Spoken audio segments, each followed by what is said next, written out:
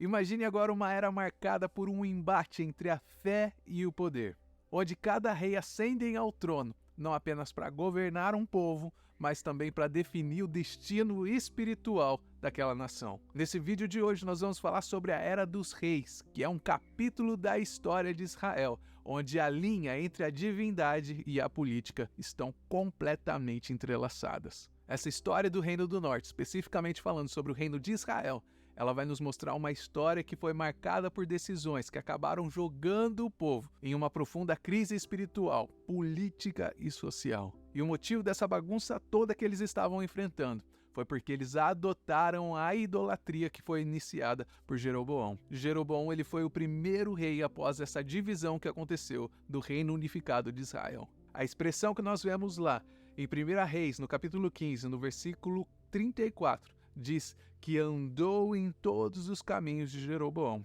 Isso significa que todos os outros reis que vieram depois de Jeroboão, eles andaram no mesmo caminho que ele. Eles andaram num caminho de apostasia e desvio da vontade de Deus. Criando esses dois templos, ele buscava evitar que o povo fosse até Jerusalém para adorar o Senhor, e essa era uma estratégia para consolidar sua autoridade política sobre as 10 tribos do norte. E além disso, Jeroboão estava inaugurando uma nova era de idolatria em Israel. E essa idolatria iria perdurar por todos os outros reis que iriam seguir essa idolatria fervorosamente. E com essa ação, Jeroboão ele não apenas desviou o povo de Deus da verdadeira adoração, mas ele também estabeleceu um precedente que era muito perigoso. E esse caminho de idolatria e desvio religioso, ele foi trilhado por quase todos os reis que vieram depois dele. E isso marcou profundamente a história de Israel e acaba selando o destino desse reino. E essa apostasia coletiva que acontece lá no Reino do Norte acaba levando a população a viver numa degradação social, moral e espiritual, o que acaba marcando aquela era como sendo uma era de injustiça e de corrupção. A idolatria coletiva daquele povo acaba levando o Reino do Norte ao exílio assírio em 722 a.C.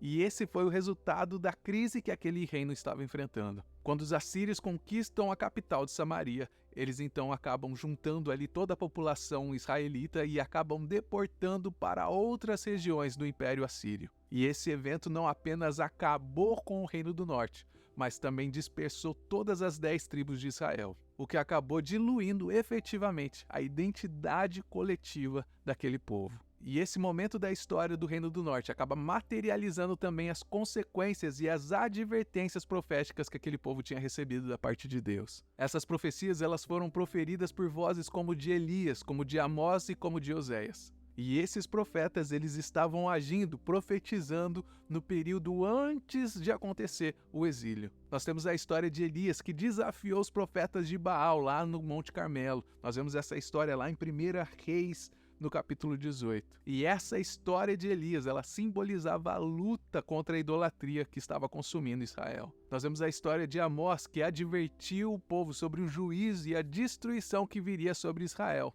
por causa da injustiça e da exploração do povo. E esse juízo de Deus culminaria com a destruição e a dispersação do povo. E isso nós podemos conferir lá em Amós capítulo 5, no versículo 27. E por fim nós temos Oséias que profetizou que por causa da infidelidade de Israel a Deus, isso levaria à ruína do reino e à perda da terra, como está escrito lá em Oséias capítulo 9, no versículo 3. Essa profecia ela foi muito dolorosa, porque ela mostrava com exatidão o destino que aguardava as 10 tribos de Israel após a conquista da Síria. Então cada um desses profetas, cada um do seu jeito, cada um da sua maneira, eles enfatizaram que o afastamento dos caminhos de Deus não trariam apenas uma ruína espiritual, mas teriam consequências terrenas, como a destruição daquele povo. As terras do norte, depois que o povo israelita foi levado para o cativeiro, acabou sendo repovoada pelo povo assírio. E essa repovoação acaba dando origem ao povo samaritano. E isso acabou mudando para sempre a composição étnica e espiritual daquela região. O Reino do Norte acabou tendo 19 reis,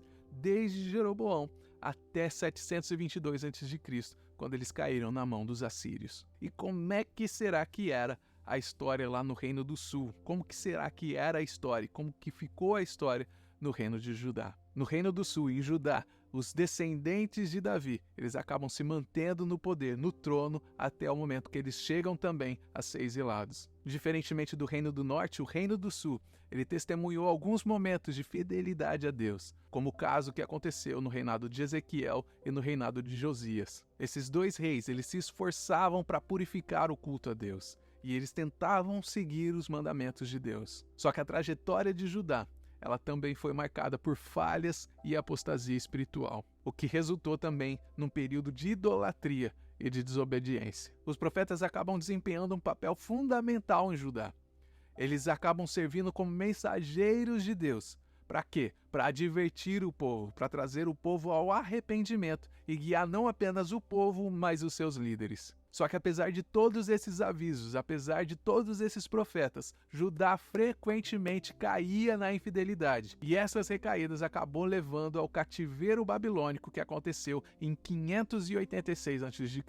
E o que me chama a atenção é que mesmo depois da queda do Reino do Norte, o Reino do Sul, o Reino de Judá, ele continuou em pé por mais 200 anos até eles serem derrubados. Essa conquista por Nabucodonosor, a destruição de Jerusalém, a destruição do templo e o exílio da população de Judá acaba representando o juízo de Deus sobre aquela nação por causa do seu pecado, pela sua persistência na desobediência. O Reino do Sul teve 20 reis, começando com Roboão, que era filho de Salomão, até Zedequias, que foi o último rei quando Jerusalém foi destruída pelos babilônicos em 586 a.C. Além desses 20 reis, é mencionado na história também o nome de Atália, que usurpou o trono de Judá por 6 anos, e não existe nenhuma prova que esse nome tenha feito parte da lista oficial dos reis davídicos. Aqui nós temos a foto do reino unificado no tempo de Davi e de Salomão, onde eles expandiram o território.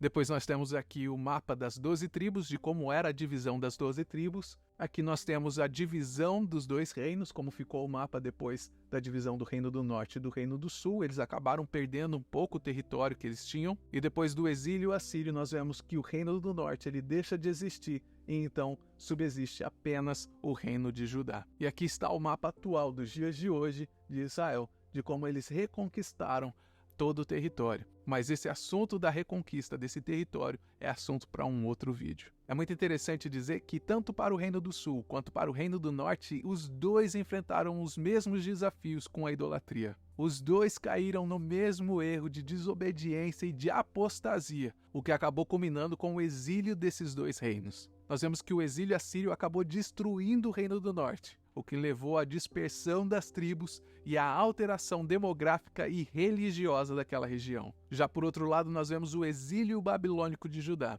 só que ele teve uma diferença muito grande do exílio que foi sofrido pelo Reino do Norte, porque o Reino do Sul, o Reino de Judá, eles acabam retornando depois de muitos anos e acabam reconstruindo ali o seu território. Só que a extensão do território e a influência do Reino unificado de Davi e de Salomão nunca mais foi reconquistada. E isso tudo não apenas reflete as consequências da desobediência daquele povo a Deus, mas também reflete e destaca a resiliência daquele povo e a capacidade de renovação espiritual do povo judeu. A história do reino dividido de Israel e de Judá, ela serve como um lembrete para mim e para você da fidelidade de Deus, da advertência profética e da esperança de restauração, mesmo diante das adversidades mais severas da nossa vida. Porque toda vez que o coração do homem ele é dominado por algum tipo de idolatria, o seu destino final será a queda. Eu espero do fundo do coração que você tenha gostado dessa aula, que você tenha aprendido um pouquinho mais. E se Deus quiser, nós nos vemos no próximo vídeo.